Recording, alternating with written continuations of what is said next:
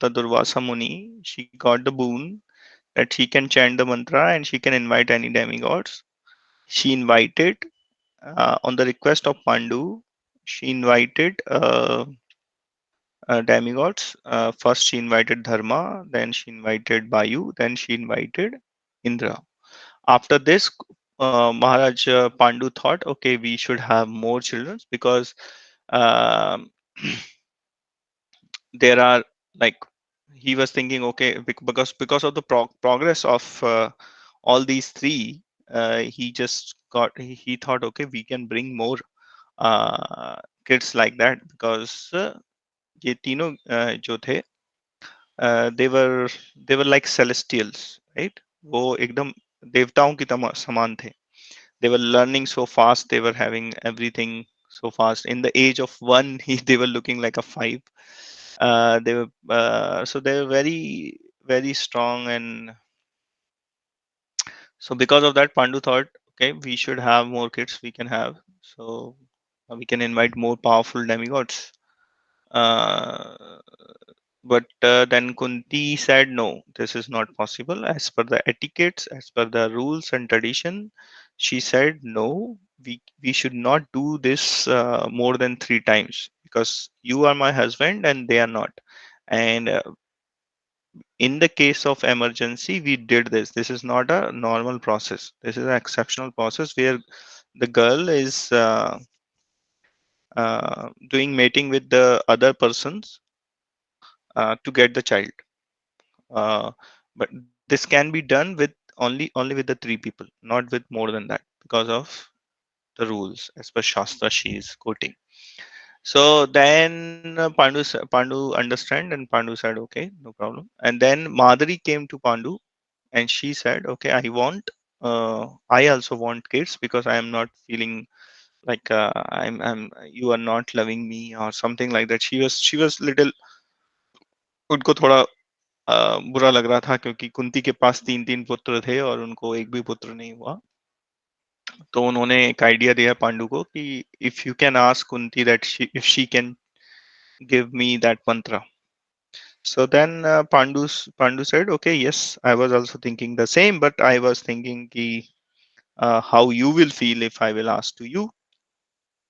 इसके लिए मैंने आपसे नहीं पूछा. और फिर then she what she did, yeah. So then Pandu was happy with this idea, and he said, I will ask to Kunti, and he asked to Kunti, and Kunti also chanted a mantra for Madhuri. And Madhuri was here in this last paragraph. It is said that Madhuri thought carefully. Most probably, Kunti would allow her to use the mantra only once. If they summoned the inseparable twin Ashwini gods, she would get two sons at once. Even as she thought of the two gods, they appeared before her, aglow with celestial splendor. Bashfully, she asked that they unite with her to conceive children, and they immediately agreed. They begot upon Madhuri two boys of incomparable beauty who were named Nakula and Sahadev. Upon their birth, the divine voice said, these virtuous and accomplished sons will transcend in energy and beauty even their celestial father. So, these Ashwini Kumars were very beautiful. So, they will, the voice came, Akashvani हुई और बोला गया कि ये तो अपने पिताओं से भी अधिक सुंदर होंगे. Okay. So from here we will read further what happened. So the Rishi performed all the rites of passage for the five boys and they grew up swiftly. Even at age one, they appeared as if they were 5 year old. Pandu was overwhelmed with happiness at seeing his son's extraordinary strength, beauty, energy, and wisdom. All the boys became favorite of the Rishi. They sported like a five Gandharvas descendant on to earth. So they were looking like a Gandharvas. So Pandu wondered if he might again have another son through Madhuri.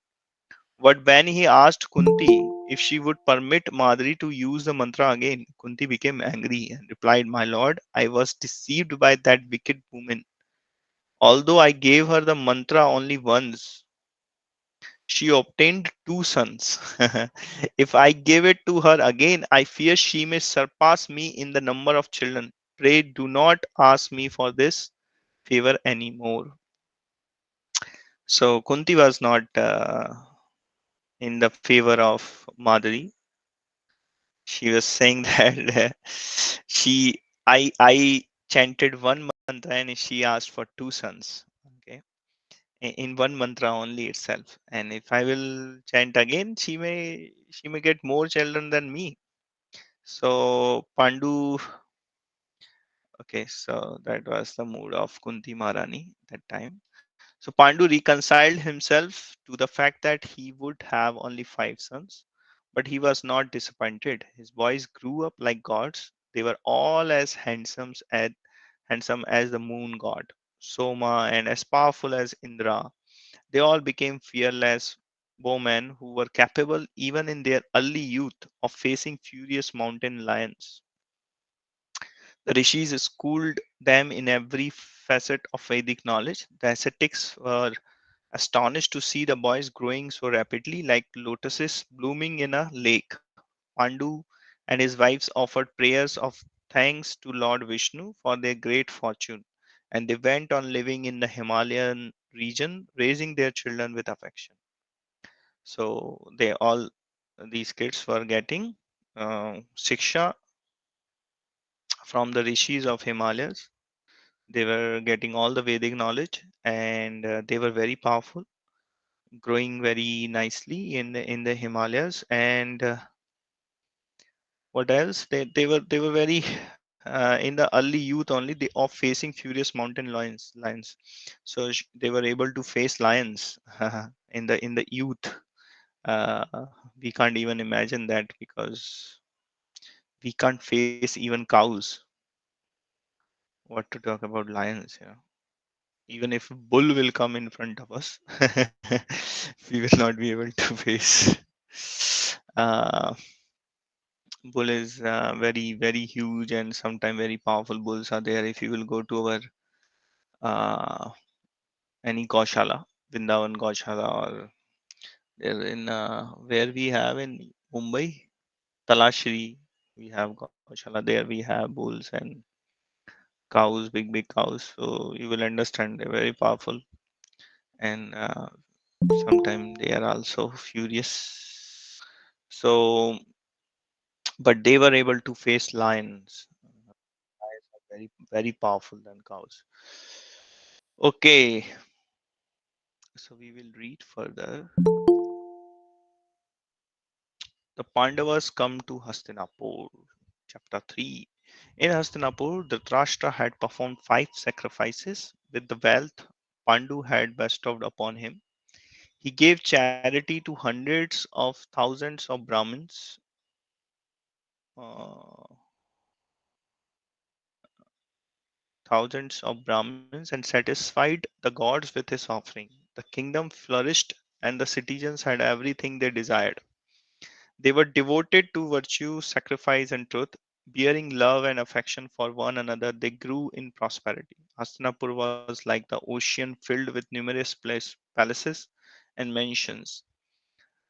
They were golden arches and crystal fountains everywhere. Between broad paved highways lay beautiful gardens, and the air was filled with the sweet fragrance of blossoming trees. The clatter of horses' hoofs and chariot wheels mixed with the trumpeting of elephants and the blare of conch shells, which marked the beginning of sacrificial performance. Holy chants uttered by numerous Brahmins emanated from tall and exquisitely carved temple buildings which graced the city in their thousands. Hastinapur appeared like Indra's celestial capital, and each day dozens of feudal kings would arrive bringing tribute.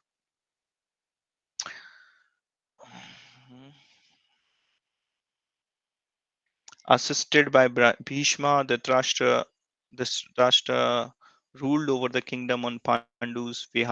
After hearing of Pandu cursed and his subsequent retirement, Dhritarashtra, despite his blindness, was officially installed as monarch.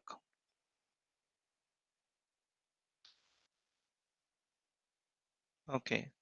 He thought sadly of his brother and missed him greatly, but in his absence, he completely managed all the affairs of state. So Dhritarashtra became the king. So he was like officially installed as monarch of that kingdom, Hastinapur, because they heard about the Pandus cursed. So they were thinking like Pandu will not have now child, and he will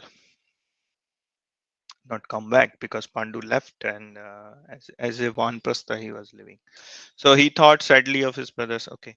It once came to pass that Vyasadeva arrived hungry and thirsty at the Drashta palace. Gandhari attended to him conscientiously. Right, Vyasadeva was pleased with the girl and blessed her. You shall soon have 100 sons as powerful as husband. In due course of time, Gandhari conceived. For 2 years, she bore the embryo within her womb, becoming increasingly anxious. Then one day, news reached her that Kunti had given birth in the forest to a boy as effulgent as the morning sun. Out of frustration and anger at her own excessively long gestation, she struck violently at her womb. She then brought forth a hard mass of flesh that resembled an iron ball. As her nurses informed her of the stillbirth, she was afflicted by grief and thought of Vyasadeva and his boon. So, out of anger, she just did all this. And so, at once the sage appeared before her and said, "What have you done?" Gandhari told him how she had become overwhelmed with envy and frustration when she had heard of Kunti giving birth of it to Yudhishthira. With tears in her eyes, she said, I struck my womb and this lump of flesh came out. What then was the meaning of your boon? Hmm. Vyasdev replied that his words could never prove false. So Gandhari was a little frustrated, and the frustration she was not believing on the words of Vyasdev. She thought, how this lump of flesh will, it came out, how I will give the birth to 100 sons. Those are like the Dhritarashtra. They will be powerful like the Dhritarashtra. So Vyasdev replied then. Vyasdev replied that his words could never prove false. He asked the servant to bring 101 pots filled with ghee. He then sprinkled coo- cool water on the lump of flesh, and it's gradually divided into 101 parts, each the size of a thumb. Okay. These were placed in the pots, which were then sealed and placed in a concealed spot. Vyasdev instructed that the pot should be opened only after 2 more years had passed. He then departed for his lonely mountain ashram. Exactly after the 2 years had elapsed, the pots were opened one by one. From the first came a child who was named Duryodhana. At the moment he was brought out of the pot, the sound of braying asses and screaming vultures was heard. Jackals howled, and the wind blew fiercely. Without any apparent cause, fires sprang up all around the city and raged in all directions. The frightened king Dhritarashtra summoned the Brahmins and Bhishma, Vidura, and other ministers and counselors. He asked them the meaning of the omens. The eldest of the prince is undoubtedly Yudhishthira. He should inherit the kingdom. I do not dispute that, but will my own son become the king after him? O wise ones, please tell me what is the right and lawful. What is right and lawful? As the Dhritarashtra spoke, the terrible sounds began again from all sides. Hearing this, Vidura replied to the king, when these omens are seen at the birth of a child, it is evident that he will be the exterminator of his race. Our prosperity and future depend upon his being abandoned. Do not hesitate, O king. The child must be cast away at once. So here Vidura um, is giving advice. after seeing all these omens. So in the Shastra, we see these this omen signs many places, like in many places we see that by seeing all these signs we can understand what is going to happen. Is it good or bad situation? There are indications. So by understanding that, Vidura is saying that okay, we should outcast. We should the child must be cast away at once. Okay, so he's saying that we should not keep him here, and so Vidura is giving advice to Dhritarashtra after seeing all these omens because it is not positive, all negative. So Vidura told Dhritarashtra that he would still have 99 other sons. There would be no sense in abandoning this child, as the scriptures clearly state that an individual can be abandoned for the sake of family. Indeed, a family can be abandoned for the sake of the village, a village for the sake of the city, and world itself can be abandoned for the sake of the soul. Okay. So Vidura is, as per the Shastra, he is saying that you can abandon one child. आप एक child को छोड़ सकते हो अगर आपके 99 जो childs हैं वो उनकी सुरक्षा के लिए, और फैमिली की सुरक्षा के लिए. तो he is giving the example कि village you can abandon for the sake of the city, family can be abandon for the village. अगर एक फैमिली से आपका पूरा विलेज बच रहा है तो आपको एक फैमिली को निकाल सकते हैं, जिससे आपकी पूरे विलेज को बचा सकते हैं. और अगर आपके पूरे विलेज को बचा सकते हैं, और village for the sake of village, a village for the sake of the city. हाँ, तो अगर सिटी को बचाना है तो एक विलेज को भी हटा सकते हैं. और अगर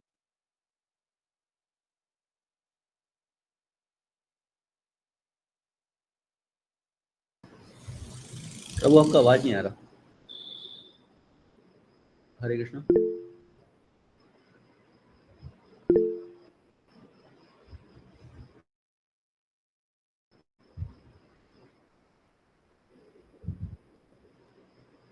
सिद्धांत प्रभु.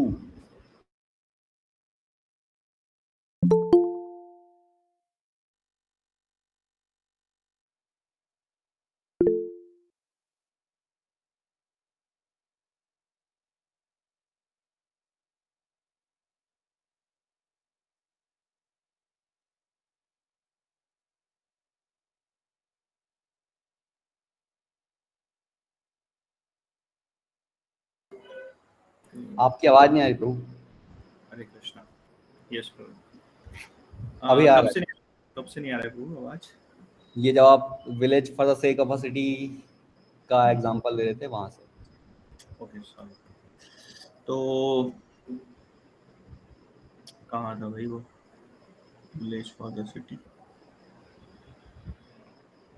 या सो यहाँ पर विदुरा ने जो एग्जांपल शास्त्र से एग्जांपल दिया, आप लोगों को आवाज आ रहा है ना अभी? हाँ अभी आ रहा है. चांदनी माता जी ने हैंड रेस किया. हाँ माता जी बताइए. Okay, we can take questions now. So yeah, Chandni Mataji, do you have any question? Hare Krishna.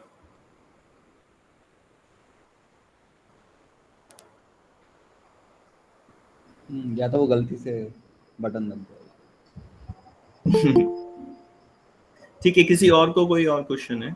You can ask if you have.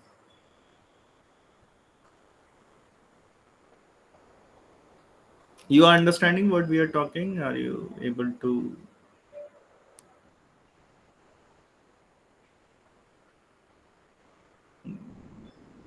Yes Prabhu. बाकी लोगों को समझ आ रहा है? हाँ, कोई आंसर ही नहीं आ रहा है. Okay so what to do?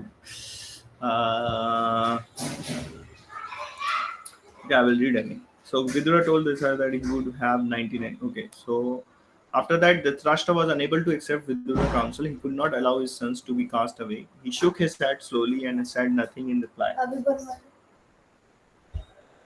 Nothing in reply. And as the nurse stood by holding the baby, the king waved her towards Gandhari, and the child was handed to her. Bhishma and Vidura looked at one another but said nothing. Dhritarashtra was the monarch, and his words was final.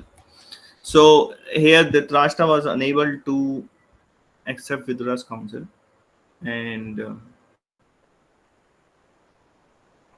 he just handed the child to the Gandhari. So yeah, so he was not taking the advice of Vidura, and so over the course of the next month, all the pots were opened, and 100 boys and one girl were brought out. All the boys bore the signs of being great warriors and rulers. The king and queen rejoiced in their good, good fortune, dismissing the evil omens, and they dwelt contentedly in Hastinapur, attended by Bhishma and Vidura. On Sapsarota mountain, Sapsarota mountain, spring had arrived. Pandu, surrounded by his 5 youthful sons, felt young again. He sported with boys in the hills, scaling rocks faces and challenging lions in their caves. They dived,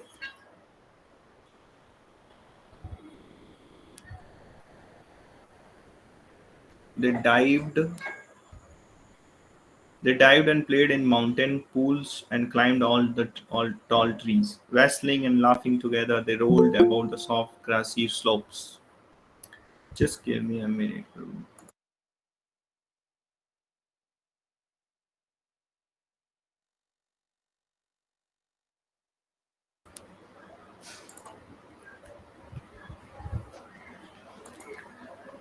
Okay. Where? Okay. So one evening, so here Pandu was happy with his sons. So one evening, Pandu went into the woods with Madhuri to fetch roots and fruits for their evening meal. As they strolled, they saw countless varieties of blossoming trees and bushes. The air was heavy with scent, and the sounds of cuckoos and other birds filled the air. Black bees swarmed about the many colored flowers that surrounded lakes overgrown with lotuses. The celestial atmosphere awoke romance in Pandu's heart. He gazed at the beautiful Madhuri, his mind influenced by Cupid. It was a hot day, and Madhuri was clad in a long silk robe. In the bright sunshine, Pandu could see the outline of her exquisite form, which resembled that of a good goddess. The soft breeze made her dress cling to her body and revealing her slender against a slender waist and firm round breasts. So Pandu could not suppress his desire. He had kept himself in check for 12 years, had not dared to contemplate embracing his wives. Kingdom, Kidama's curse was always uppermost in his mind, and he had resigned himself to practicing celibacy uh, with the determination of a rishi. It seems ages ago when he had been able to enjoy conjugal love with his wives. Now Pandu again felt those strings moving his heart. Mind was confounded, and he moved closer to Madhuri, gently placing his hand on her arms. Madhuri at once understood what was in Pandu's heart. She was seized by conflicting emotions. How was her lord suddenly approaching her in this way? Out of fear of the curse, he had carefully avoided any physical contact with either her or Kunti for a long time. Although she herself had launched for his embrace, she had scrupulously avoided any situation that might entice her husband. She did not even apply cosmetics or perfumes, but as the powerful Pandu embraced her, she felt her resolve weaken. Delight and fear seized her heart at once. As her emotions clashed, her mind was petrified. What about what about the curse? If Pandu did not stop, he would doubtlessly be destroyed. She had to prevent him. Madri tried to push her husband away. Pandu smiled and incited further by her protest. His mighty arms, deeply tanned and marked with scars from his bowstring, closed around her like serpent. And overpowered by desire, he could not even hear her as she reminded him about the curse. He pressed her lips with his hand and dropped down to a grassy slope with the beautiful queen held tightly in his arms. Lifting her robes, he pushed himself firmly against her soft body. Madhuri's struggles only inflamed his passion more. As if impelled by the lord of death himself, the monarch entirely lost his reason under the influence of lust. No thought of Kidamma's curse entered his mind as he lost himself in enjoyment with his fair-skinned wife. Even as he tried to consummate the act with Madhuri, the rishis' words took effect. Pandu's chest was seized with a terrible pain, and a shocked look crossed his face. His body stiffened and bent slack. As Pandu's body fell from hers, Madhuri let out a wail of sorrow. Her worst fear had been realized. Despite all her protests, she had not been able to prevent her husband's death. The distraught queen repeatedly embraced her dead husband and lamented loudly. Kunti heard Madhuri cries and ran over to where she lay. As Kunti approached, the tearful Madhuri told her to come alone without children. Kunti quickly sent the boys back to the ashram, then rushed to the Pandu side. She dropped to the ground. Kunti realized at once what had happened, and she cried out, "My lord!" Tears welled into her eyes as she turned to Madhuri. "O noble one, how have you allowed this to happen? I was always so careful to protect our Lord from this very danger. How did he embrace you, knowing of the Rishi's curse? Why did you tempt him when you were alone together? He was always grave in our company as he thought of Kinamma's word. How did he become so careless?" Padri wept, unable to reply. Kunti tossed about on the ground next to her. The two beautiful ladies embraced their husband's dead body and shed profuse tears. Kunti again addressed Madhuri, "O Princess of Madra, you are surely more fortunate than I, for you saw our Lord's face light up with the joy as he approached you in this lonely place." Gathering her senses, Madhuri replied, "O sister, with tears in my eyes, I tried to resist him, yet he could not control himself. He seemed bent on fulfilling the Rishi's curse."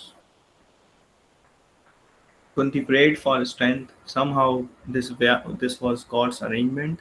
The ways of providence were always mysterious. But what should be done now? What was her duty? She gently stroked the head of her younger co-wife and said, "O Madhuri, there is only one recourse for me. Please allow me to ascend to heaven with our Lord. Rise up and raise our children. Give me the body, and tightly embracing it, I shall enter fire." Madhuri shook her head and she pleaded with Kunti. "The monarch died as he approached me for intercourse. His desire was not satiated. Should it not be I who goes to region of the dead to gratify him? I am still clasping him even now. Will not allow him to go without me. O Kunti, please let me go." Madhuri felt incapable of bringing up the children by herself. Kunti would be a far better mother. Madhuri had seen her gentle dealing with the boys. She would surely treat them all equally. Madhuri begged Kunti permission to enter the fire with Pandu. "O Kunti, the king sought me with desire. Grant me leave to fulfill that desire. You would be doing me the greatest good. I shall leave my sons in your care without any fear." So here Madhuri say, so they both are thinking to go with the Pandu's body. They want to go into the fire with him. So they want to go with Pandu wherever he is going. But so Kunti said, "I want to go." Then Madhuri said, "No, I should go because I was the person with whom he was in the last minute. He was approaching me and all those things." And she also said that you are taking care of the children nicely and better than me, because you will treat them all equally. So that was the point. And so Madhuri begged to Kunti permission. Kunti looked compassionately upon Madhuri as she lay with her arms around Pandu and bathing him with her tears. The noble Kunti felt her heart torn. Although, as the elder wife, it was her privilege to choose to follow the king to the next world, how could she deny Madhuri? It was to her that Mandu had been attracted. If Madhuri were to live, she would live with the memory of that brief and terrible moment of her life. Guilt would consume her, along with the anguish of the being unable to fulfill her lord's last desire. Although she longed to follow her husband, Kunti could not be so cruel to her co-wife. She touched Madhuri gently and said, "So be it." Kunti then, Kunti then went with a heavy heart towards the ashram. तो कुंती ने उनको permission दे दिया, because she thought so many things. If Madhuri will live, she will always think of this moment, that because she will feel guilty also that she will not be able to save her husband, because of her husband died, and all those things will always be there. So she said, okay, that is better that Madhuri will go with the husband, and she gave the permission. So when the boys heard of their father's death, they were struck with the grief. They ran crying to where he lay and fell to the ground like powerful lions rolling on the earth. Madhuri blessed them tearfully and told them that she would be ascending the prayer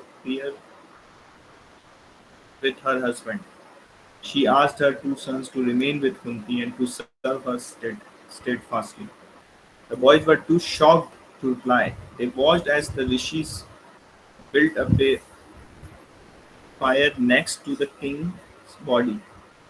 Then, while reciting mantras, placed his body upon the fire. They asked Yudhishthira to step forward. The prince, blinded by tears, set fire to the fire and stood back. As the flames rose, Madhuri folded her palms, fell upon her lord's body, holding tight as the fire consumed them both.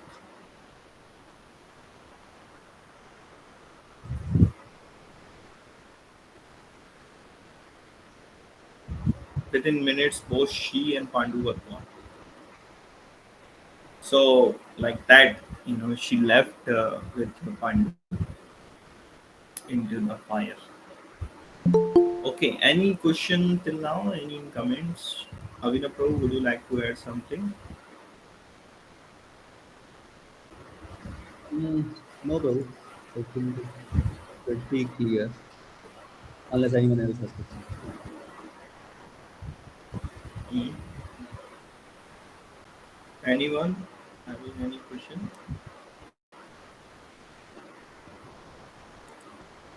Hmm. Nothing. Okay.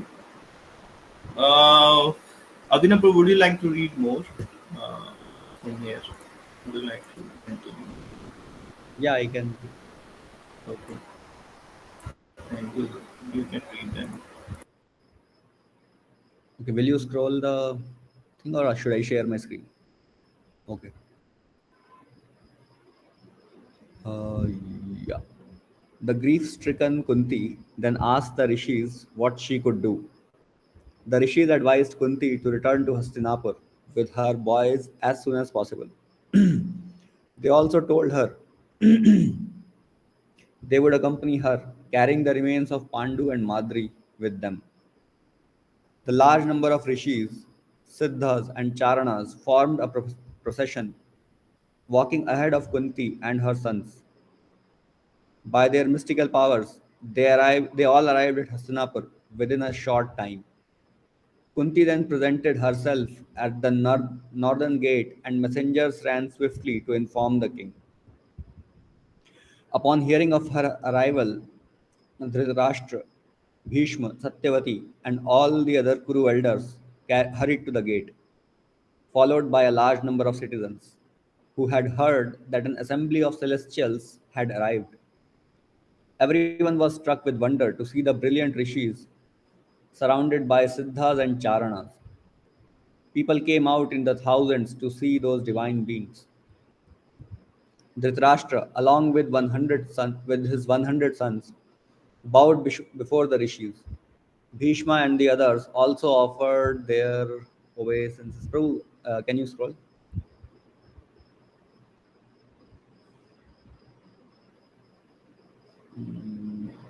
Okay.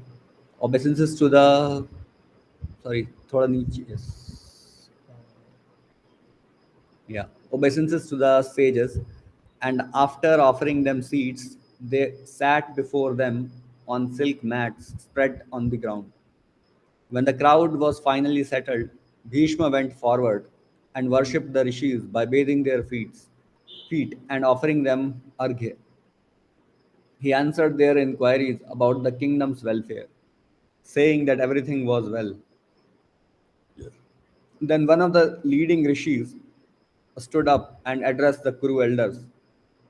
The virtuous monarch went to the Saptasrota mountain to observe the vow of celibacy. Somehow, by the Lord's inscrutable plan and the arrangements of the god, his 5 sons were born. The rishis then introduced each of Pandu's sons and revealed the identities of their divine fathers. He told them how the boys had been trained in Vedic knowledge and had grown to youthhood in the company of rishis and siddhas. Glancing around the large concourse of men who had assembled outside the city, the rishi said, steadily adhering to virtue and leaving behind him these children, Pandu has ascended to the higher worlds. The chaste Matri has gone with him. Now his sons should be accepted as the kingdom's rightful heirs. The rishi pointed to a bear lying nearby, covered with a white cloth. Here are the remains of Pandu and his wife. Perform the funeral rites and accept his sons as if they were your own. We shall now depart. When the rishi stopped speaking, he, along with all the other rishis and celestial beings, vanished. In astonishment, the citizens returned to their homes. Bhishma then led Kunti and the boys into the city and arranged for their accommodation in the royal palace. Dhritarashtra ordered the funeral rites to be performed and declared a state of mourning in the city for 12 full days. The Kurus were distracted with grief over Pandu's loss. Pandu had been dearly loved by all the citizens, and they loudly lamented.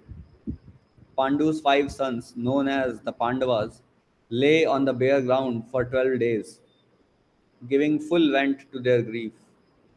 They did not accept royal comforts or beds, and they wept along with the Kuru elders. At the end of the mourning period, the Kurus performed Pandu's Shraddh. They distributed vast amounts of food and went to the Brahmins on behalf of the departed souls.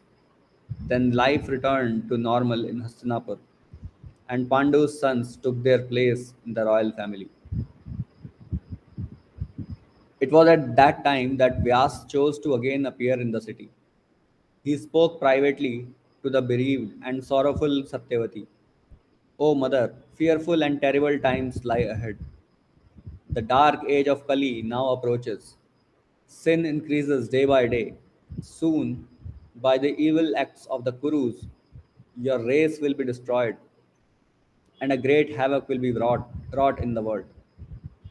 Vyasa advised his mother to immediately retire to the forest rather than staying to witness the pain and horror that would soon follow. She should devote herself to yoga practice and meditation. After Vyasa left, Satyavati reflected on his words. She decided to follow his advice. She then told her 2 daughter in law daughters in law, of her intentions and asked Pandu's distraught mother, Ambalika, to accompany her. The two royal ladies soon left for the forest to dedicate themselves to asceticism. In time, they gave up their bodies and went joyfully to the higher regions. Ambika remained at Hastinapur with her son Dhritarashtra. Siddhanta, would you like to comment here? No, I don't have any comment. If you have some more thing you can say, or we can take questions, bro. We will not read further, I think, today. Yeah, we will not read further, but if you want to comment on the thing that we read now. So it's I was not knowing this. Ambika remained at Hastinapur with her son Dhritarashtra. Hmm. So Yeah. So Pandu's mother Ambalika, she went with Satyavati. mm, okay, they So left. yeah, they But left. Satyavati came back later on, right? Or something. No, no, no. She did not come back. Maybe you are confusing that with Vidura. He, I think, left once and then he returned back when Pandavas were kings. Yeah, yeah, yeah. He came Yeah, back. Okay. and then So, he took back. so when Ambika left her body, like till when she was there. Hmm, not very sure. Maybe we will come to know. Hmm. I'm not aware of this detail till when Ambika remained in Hastinapur. Yeah, that's nice to see. They don't show these things in the serial. I can see because हम सब ने ही कभी ना कभी वो serial देखा होता है महाभारत का तो उसमें ये सब नहीं दिखाया आई थिंक Hmm. अंबिका तो उसके बाद दिखाई नहीं जाती है कभी Yeah, मालिका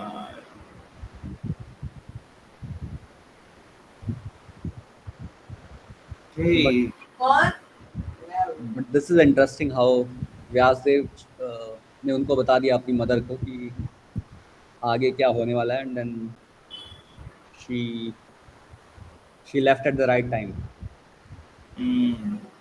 अदरवाइज और कोई जैसे करंटली अगर आप किसी को बताओगे तो वो और रुक जाए कि नहीं मैं बचा लूंगा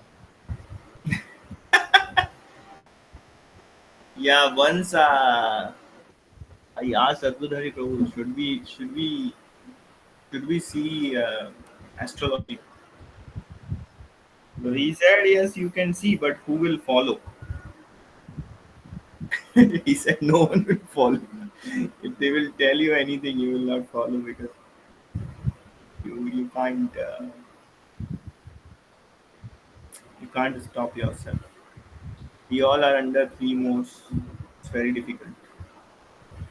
Hmm. And I think there was one more detail above Mm. where the morning was there for 12 days. I think Yeah. ये हर सोशल ऑर्डर के लिए अलग होता है ये नंबर जिसको आई थिंक हमारे लैंग्वेज में पातक या सूतक ऐसे कुछ बोला जाता है ना Mm.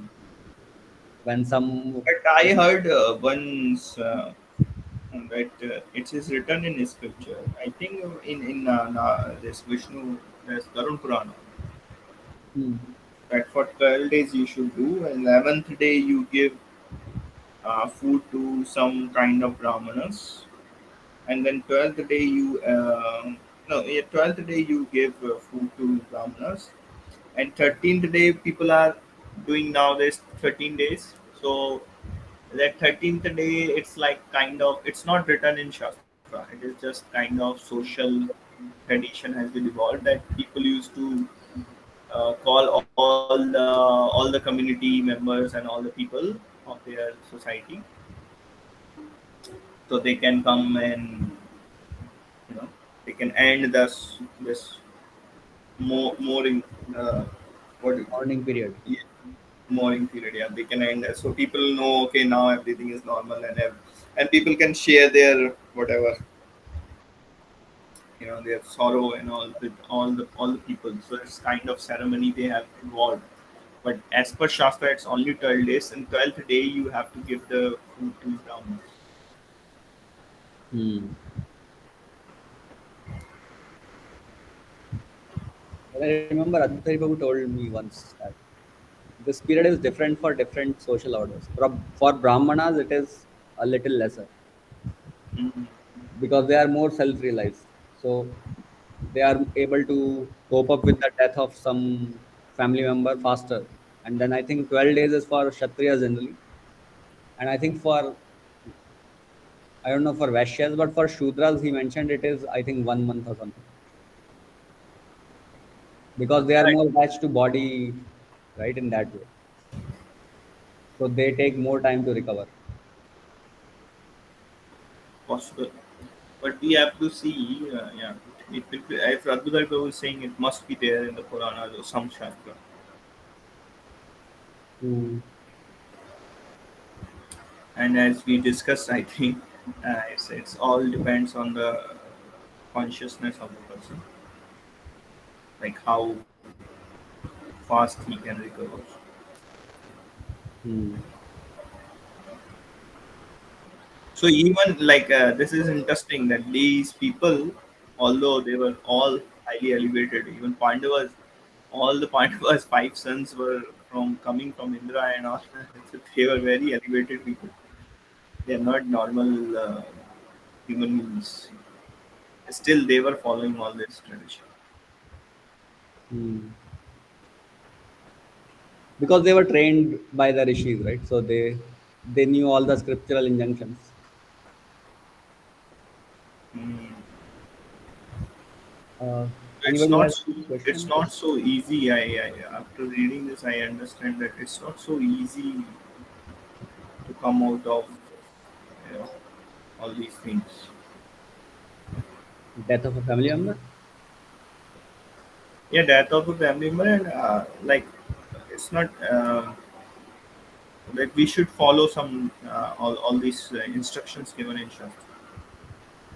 Even if these high class people are were following, so then you can understand that it is needed somewhere. If they can live in Himalayas without any attachment and all those things, and but still they were having some attachments and some things. So we can understand that this is not easy thing. Hmm. That to leave all customs and all the traditions and all the instructions of Shastra, which we call lower dharma in one sense, and when we talk in sense in terms of bhakti and devotion, तो हम सबको follow करना चाहिए. Okay,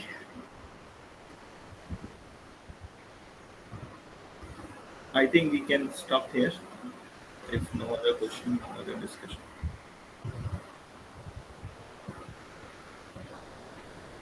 Hmm.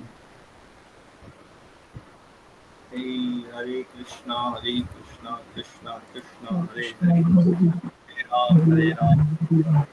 Thank you so much for Thank coming. you, Prabhuji. Prabhupada.